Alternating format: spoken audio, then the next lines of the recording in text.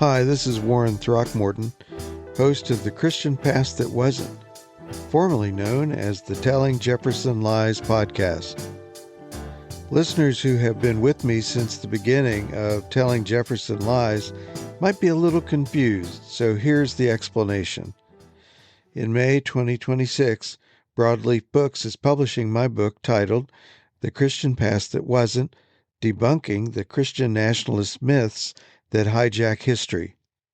I decided to change the name of the podcast in order to highlight the new book, while I kept the focus on separation of church and state and Christian nationalist stories. So today is a heads up that Season 3 starts next week on Tuesday. The series will continue through the launch on May 19th. I anticipate some episodes after the launch, but I'm not sure if I will post them weekly. Time will tell. This season, you will hear from founder of Common Ground Project, Todd Allen. So these attempts to erase history, to wash over history, to even rename what we're doing.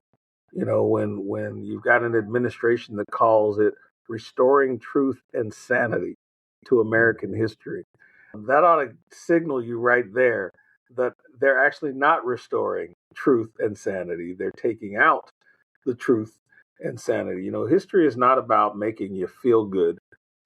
Professor at Oklahoma Christian University, Jeremie Beller. And the most extreme, which I believe you're kind of beginning to see with Christian nationalism, is annihilation. That the only way to interact with opposing worldviews is to eliminate the opposing worldview. The government in America in and of itself becomes it becomes a manifestation of their view of Christianity. So to be Christian is to be an American, and to be American is to be Christian.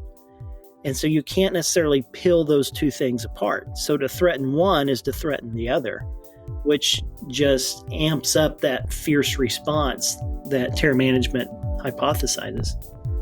Author and filmmaker Jemar Tisby. This is one of the things that we have to emphasize is as they're scrubbing U.S. history, whether from White House websites or school curricula or whatever, nature abhors a vacuum. They're not just taking away this history, they're going to fill it with a whitewashed, inaccurate history.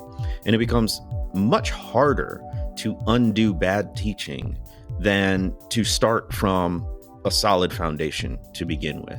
So I don't think we've talked about it enough in the public sphere that, you know, we'll say, oh, it's awful. They took down Jackie Robinson's military record or Medgar Evers' military record, whoever it might be.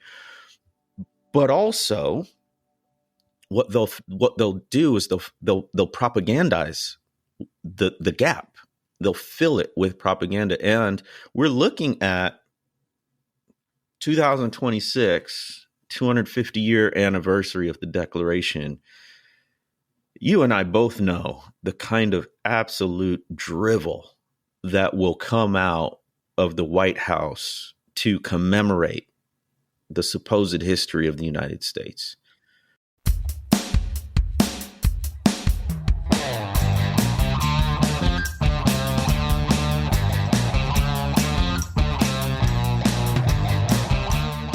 I will recap and reflect on what Christian organizations do when they know the information they tell about history is wrong.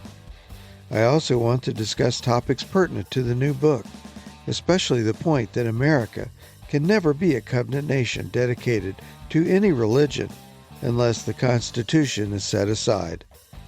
On balance, I want to discuss a Christian past that wasn't and the Christian past that was, both of which disqualify the United States as a Christian system of government. I invite you to listen next week on Tuesday for the first episode of Season 3 featuring Todd Allen discussing this present moment. Please subscribe, and thanks for listening.